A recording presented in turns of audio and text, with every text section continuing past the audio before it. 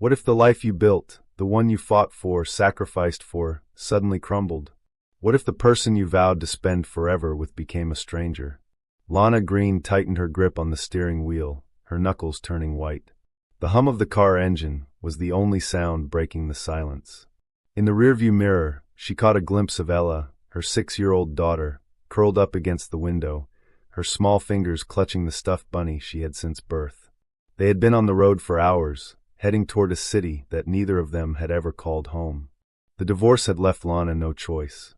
Staying in the same town, surrounded by familiar streets and old memories, was unbearable.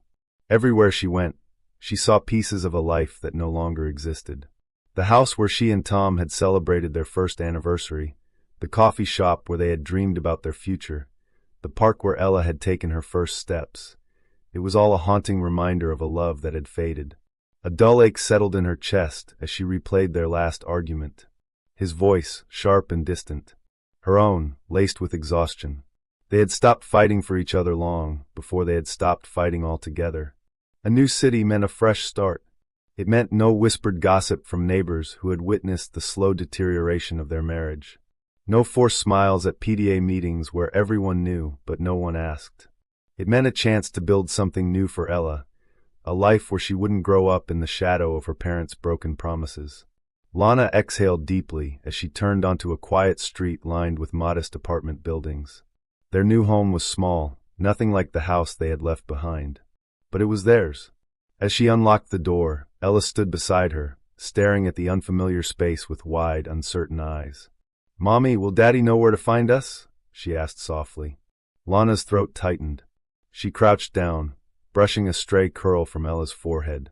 "Daddy loves you, sweetheart, and he'll always know where to find you." The words felt hollow. That night, after unpacking just enough to make the place livable, Lana stood by the window, watching the city lights flicker in the distance. The silence was deafening. She had made this choice for their future, but for the first time, she wondered, had she made the right one? As doubts crept in, she didn't notice the way Ella clung a little tighter to her stuffed bunny in the other room. Because uncertainty has a way of settling into the cracks left by the past.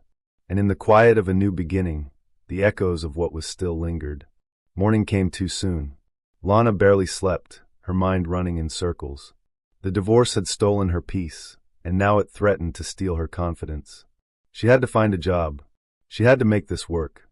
But first, she had to take Ella to school. The school building loomed ahead, bright and unfamiliar. Children laughed and ran past them. Parents exchanged quick goodbyes. Ella held her mother's hand a little tighter. "It's okay, baby," Lana whispered. "You're going to make so many new friends." Ella didn't answer. Her grip didn't loosen. A woman with warm brown eyes and an easy smile approached them. "First day?" she asked knowingly. Lana nodded. "I'm Aria Carter," the woman continued. "Single mom to a very energetic 8-year-old. It gets easier, I promise." Lana forced a smile. The words were meant to be comforting, but she wasn't sure she believed them. She knelt in front of Ella, brushing her fingers through her daughter's soft curls. "Be brave, okay?" Ella bit her lip. She wasn't brave. She just wanted things to go back to the way they were. The bell rang. A teacher ushered the children inside. Ella hesitated, looking back at her mother with pleading eyes, but Lana gave her an encouraging nod. She turned and followed the group. Lana stood frozen. Every instinct told her to run in after her, to pull her back and tell her they'd figure something else out. But that wasn't how this worked. "She'll be fine," Aria reassured her. Lana wasn't so sure. The rest of the day dragged. Job interviews blurred together. She'd left a stable life behind, and now she was scrambling to build something new from the ground up. By the time she picked Ella up, exhaustion settled in her bones. "How was school?" she asked. Ella shrugged. "Okay." That was all. No excitement. No stories. Lana sighed.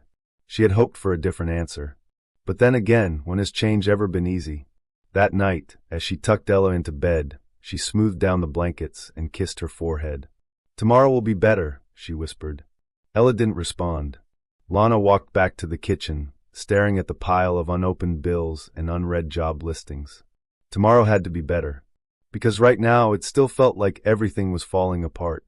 But even in the mess of starting over, something unexpected was already happening. Lana sipped her lukewarm espresso, staring at the job listing on her screen. Assistant position. Low pay. No benefits. But it was something.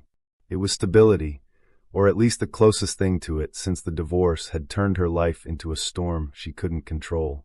Her eyes flickered to the clock. Almost time to pick up Ella. The thought alone brought both relief and unease. She wanted to hear that today had been better, that her little girl was adjusting, but deep down she feared the answer. The schoolyard buzzed with life when she arrived. Kids ran past, laughing, backpacks bouncing on their shoulders. For a moment, Lana's stomach unclenched. Maybe today really had been easier. And then she spotted Ella. She stood alone near the fence, clutching her lunchbox with both hands. Her eyes searched the crowd, but didn't settle on anyone. Lana's chest tightened. As soon as Ella saw her, she forced a smile. "Hi, Mommy." Lana knelt, brushing a strand of hair behind her daughter's ear. "Hey, baby. How was today?" Ella hesitated. "Okay." The same answer as yesterday. "Did you make any new friends?" Ella looked down, scuffing her shoe against the pavement. "Not really." Lana swallowed the lump rising in her throat. She wanted to fix this. She wanted to march up to the other kids and demand they see how wonderful her daughter was. But life didn't work like that. That evening, while Ella colored quietly at the table, Lana found herself scrolling through old photos on her phone. Pictures of a different time, before the divorce, before the move, before everything changed. One photo caught her off guard. A snapshot of Tom and Ella at the park, her tiny hands gripping his as they swung between two worlds, childhood innocence and the safety of a father's love. Her grip on the phone tightened. She hated that he got to be the fun one. The one who didn't have to deal with the crying at night, the loneliness, the endless weight of making sure Ella was okay. And yet, the bitterness tasted like regret.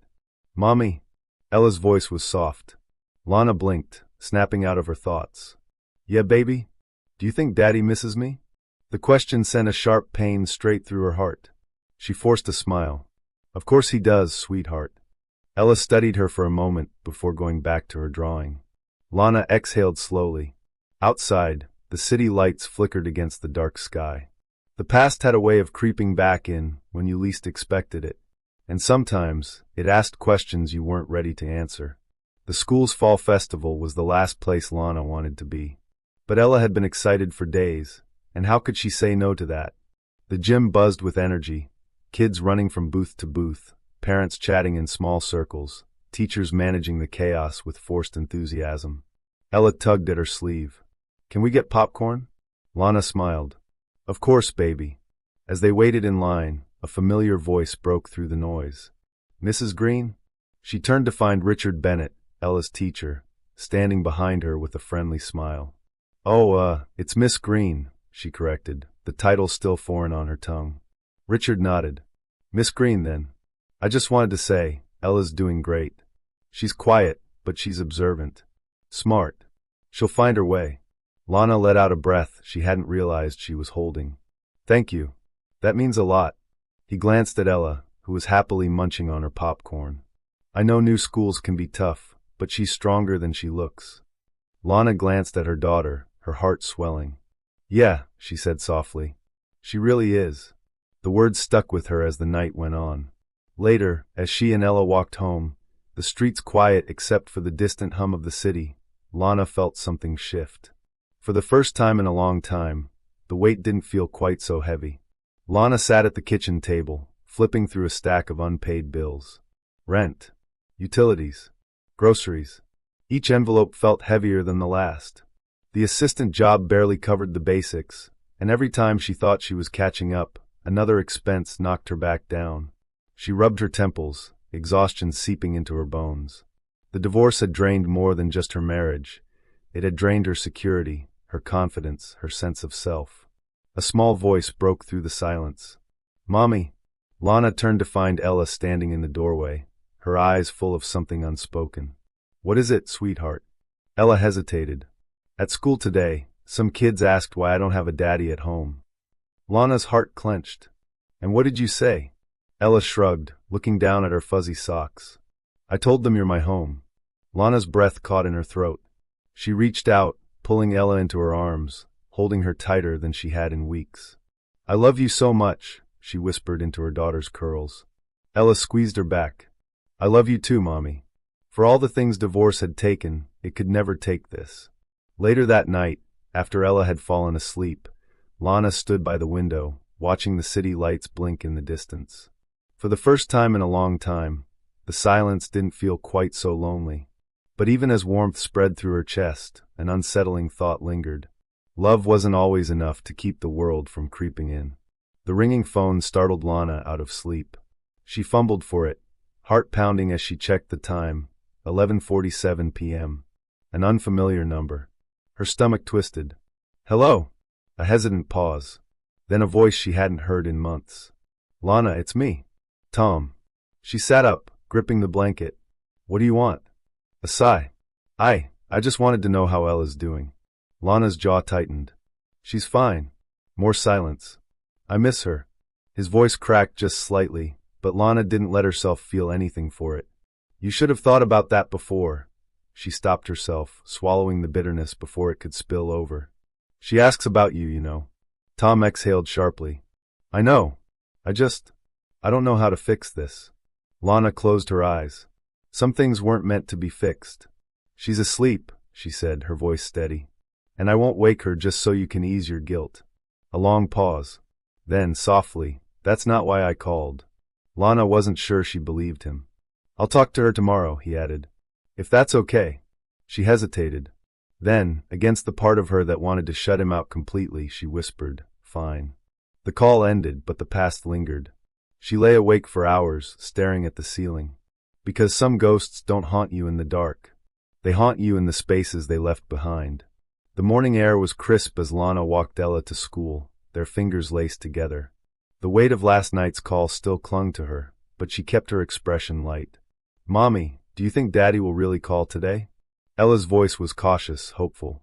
Lana forced a smile. I think he'll try, baby. Ella nodded, but Lana saw the flicker of doubt in her daughter's eyes. She hated that the divorce had made promises feel fragile. After dropping Ella off, Lana lingered outside the school gate, watching the other parents. Couples, families, people who still had what she lost. For a long time, she had let that sting.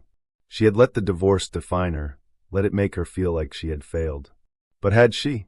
She had built a new life from the wreckage. She had found a way forward, even when everything felt impossible. And Ella, her sweet, brave Ella, was proof that love could survive even the hardest endings. Her phone buzzed. A text from Tom. I called. She sounded happy. Thank you. Lana stared at the message, then at the city around her. A city that had once felt cold, unfamiliar, but now it felt like home. Perhaps divorce hadn't been the end. She took a deep breath, lifted her chin, and stepped forward, into the life she had built, the life she had chosen. And for the first time, it truly felt like hers.